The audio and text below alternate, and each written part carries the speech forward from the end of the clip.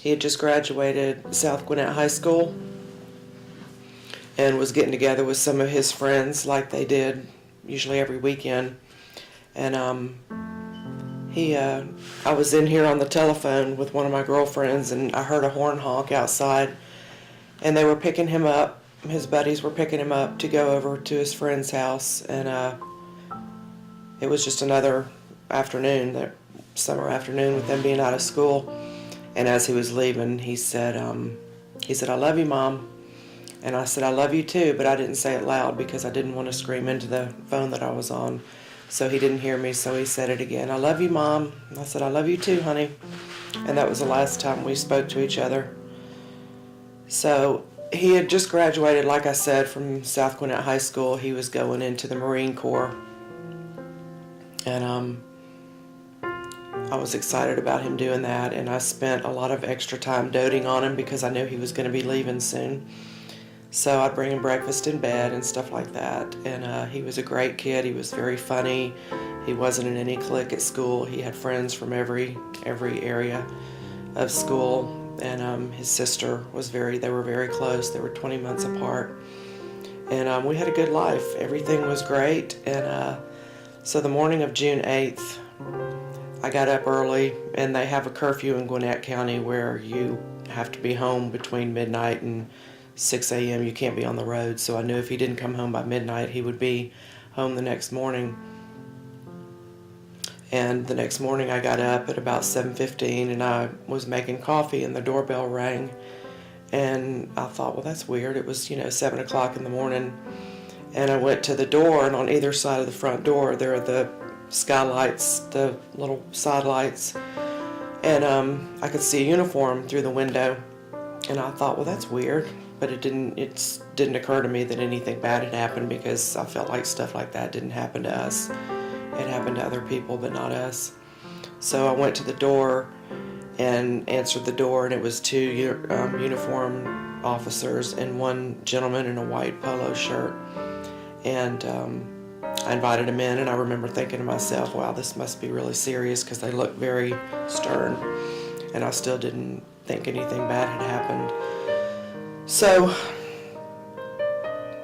they came into the kitchen, and the one officer in uniform started talking, and he introduced himself and the other officer. And then when he introduced the gentleman in the white polo shirt, he introduced him as the chaplain. And when he said that he was the chaplain, that's when I mentally and emotionally shut down. I don't really remember the noise that I made, but it was awful. And Alexis was upstairs asleep, and she heard me screaming, and she came running downstairs. And apparently they were at the friend's house. They were at the get-together, and it was about 2 o'clock in the morning. And the boy that was driving the car wanted to go to the store and get a pack of cigarettes. Well, Billy didn't smoke, but he was the only one that was 18 that could go in and buy the cigarettes. So they asked Billy if he would ride with them, and he said yes. And the boy in the back seat was 17 too, so he couldn't buy the cigarettes. So they asked Billy to go with them, and he said he would, and he called shotgun, so he was in the passenger seat. And the boy driving and Billy both were not wearing their seatbelts, and they were going around a curve. The investigator said they were going between 80 and 100, and they lost control of the car, and the car went off the road and went airborne after it jumped the curb, and it flipped over and it hit a tree on Billy's side. His side took the impact, and Billy and Ryan, the boy that was driving, they were both ejected and died instantly. And the boy in the back seat, he struggled to get out of the car, but he was transported to the hospital. He suffered pretty severe physical injuries, and now he's doing better, but emotionally I know he'll never be the same, but he's like one of our family.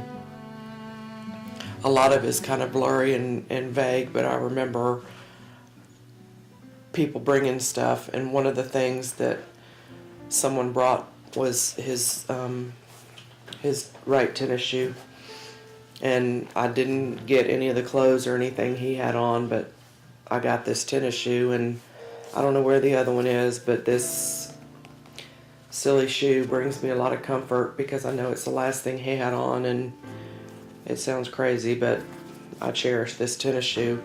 And the other thing I got back was his wallet.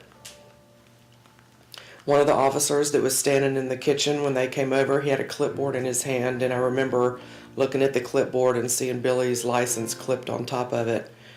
And that's when they were telling me what had happened. I didn't get his license back, but the money from the cigarettes is still in his wallet because they never made it to the store.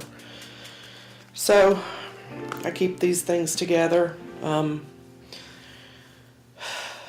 I was told by the investigator or the officer that they weren't wearing their seatbelts, which I still find hard to believe because Billy and Alexis both always wore their seatbelts. It was a rule that we had. I wouldn't even put the car in reverse until they were both buckled up.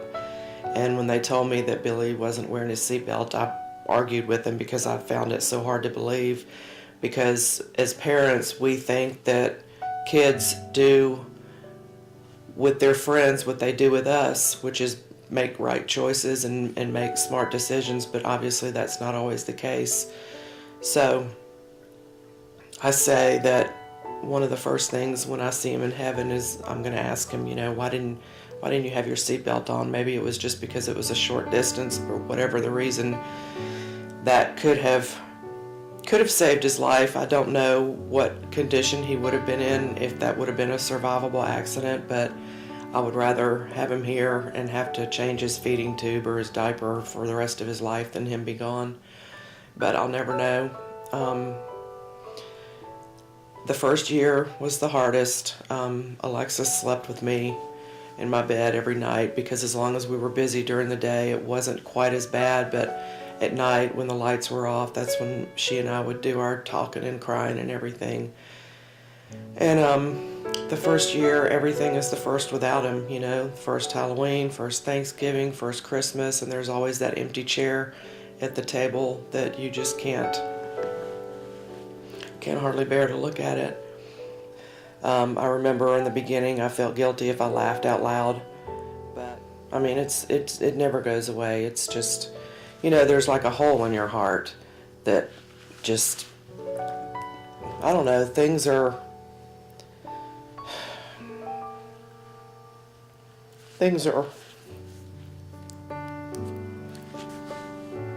good things would happen, and they used to be a 10 on the scale of 1 to 10, but now it's like you never can quite get to a 10.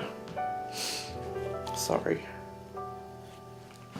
It never goes away, whether it's a show or a song or a smell or anything. It's always there. Always.